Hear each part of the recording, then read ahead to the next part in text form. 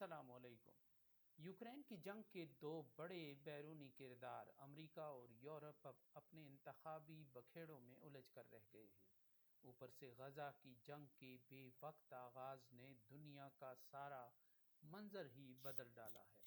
دنیا کی ساری توجہ مشرق وسطیٰ کی طرف مبذول ہو کر رہ گئی ہے۔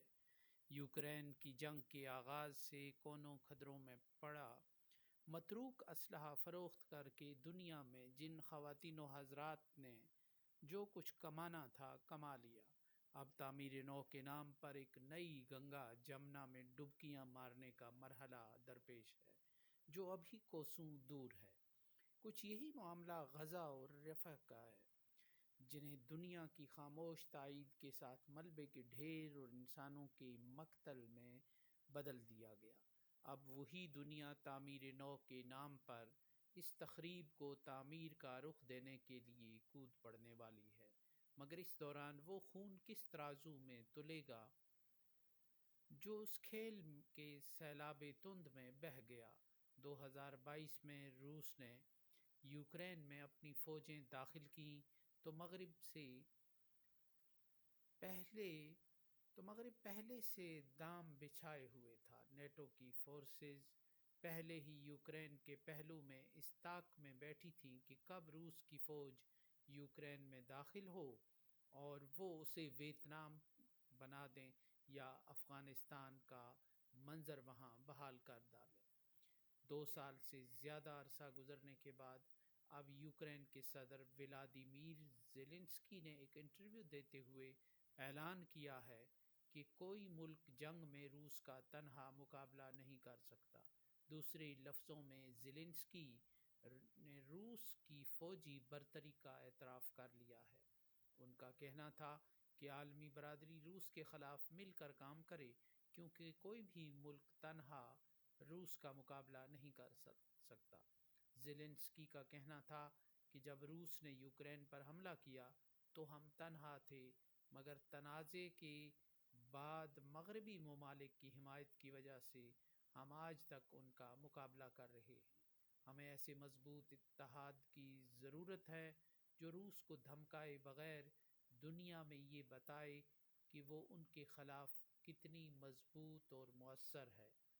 ایسے میں روس کو اپنی بقا اور سلامتی کے بارے میں سوچنا چاہیے۔ ولادیمیر زیلنسکی کی طرف سے روس کو دھمکائے بغیر پیغام دینے کا مطلب یہ ہے کہ یوکرین کی قیادت اب اعصابی طور پر تھک چکی ہے اور وہ روس پر مزید فوجی دباؤ ڈال کر اسے مزید مشتعل کرنے سے گریزاں ہے۔ مغرب نے روس پر جس قدر فوجی اور نفسیاتی دباؤ ڈالنا تھا، شاید یہ عمل اب مکمل ہو چکا ہے۔ اب یہاں سے روس کی ریڈ لائن شروع ہو رہی ہے، جس کو توڑنے کے جواب میں روس کوئی بھی تباہ کن قدم اٹھا سکتا ہے۔ یہ وہ خوف ہے جو یورپ میں محسوس کیا جاتا رہا ہے۔ یورپ میں صدر پیوٹن کا جس طرح امیج بنا دیا گیا ہے، اس میں ان سے کچھ بھی بعید نہیں سمجھا جا رہا۔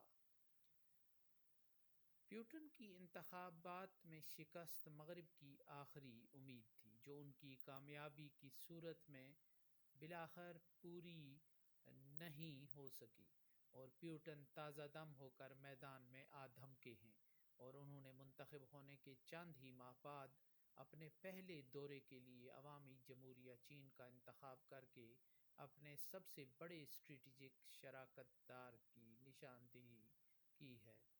یہ اسٹریٹجک پارٹنرشپ مغرب کا درد سر بنا ہوا ہے، اور اب وہ اس دیوار سے مزید ٹکریں مارنے سے گریز کی راہیں تلاش کر رہا ہے۔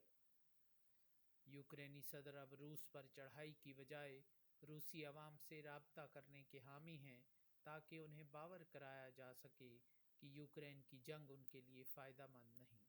دوسرے لفظوں میں یوکرین اب اس جنگ میں اعصابی طور پر ہار کے قریب ہے۔ ولادیمیر زیلنسکی کے بعد جرمن چانسلر اولاف شولز نے بھی بہت دلچسپ بیان دیا ہے کہ ان کا ملک روس کے خلاف مغربی ساختہ اسلحے کے استعمال کے حق میں نہیں، کیونکہ ہمارا مقصد عالمی جنگ نہیں۔ جرمن چانسلر کا یہ بیان بھی زیلنسکی کے اعتراف شکست جیسا ہی ہے۔ جرمنی ان ملکوں میں شامل ہے جو یوکرین اور روس کی جنگ سے معاشی طور پر بری طرح متاثر ہوا ہے۔ مغرب نے روس کے خلاف متروک اور زنگ آلود اسلحہ جس حد تک استعمال کرنا تھا کر لیا، اب وہ اس معاملے میں ہاتھ کھڑے کرتے نظر آ رہے ہیں۔ یہ وہی یورپ ہے جو دھوم دھڑکے سے افغانستان میں امریکہ کی جنگ لڑنے کے لیے ٹینکوں کے کارواں لیے داخل ہوا تھا، مگر جب وقت کا پانسا پلٹا اور سب سے پہلے یورپی ملکوں نے امریکہ اور نیٹو کو تنہا چھوڑ کر افغانستان سے فرار کی راہیں تلاش کرنا شروع کی تھیں، اب تاریخ یوکرین میں خود کو دہرا سکتی ہے۔ اور یہ جو بحران ہے، اس میں ولادیمیر پوٹن کی جنگی حکمت عملی نے مغرب کو چکرا کر رکھ دیا ہے۔ امریکی خبر رساں ادارے رائٹر کے مطابق روس اپنی جیلوں سے قیدیوں کو نکال کر جنگ میں شریک کر رہا ہے۔ جو قیدی یوکرین کے خلاف لڑنے کے لیے تیار ہو جاتا ہے اسے رہائی ملتی ہے۔ روس دنیا کے ان ملکوں میں شامل ہے جہاں قیدیوں کی سب سے زیادہ تعداد ہے۔ گزشتہ برس جیلوں سے 5,000 قیدیوں کو نکال دیا گیا، اور واشنگٹن پوسٹ نے گزشتہ برس ہی لکھا تھا کہ 2023 میں روسی جیلوں میں قیدیوں کی تعداد 2,66,000 رہ گئی ہے، حالانکہ ایک سال پہلے یہی تعداد 4,20,000 تھی۔ اسی رپورٹ کے مطابق 50,000 قیدیوں کو روسی ملیشیا ویگنار میں شامل کیا گیا تھا۔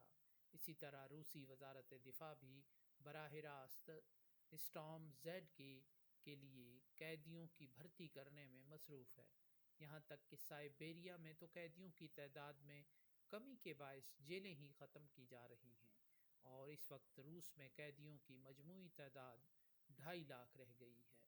اس حکمت عملی کے دوران ہی انتخابی کامیابی نے پیوٹن کے اعتماد کو بڑھا دیا ہے، اور ساتھ ہی اسے چین جیسا تصویراتی شراکت دار بھی میسر آ گیا ہے۔ ایسے میں یوکرین کی موجودہ انتظامیہ اور یورپی ملکوں کے اعصاب چٹکنا کوئی انہونی نہیں، بلکہ دیوار پر لکھی ہوئی ایسی عبارت تھی جسے حسب روایت مغرب نے پڑھنے میں خاصی تاخیر کر دی ہے۔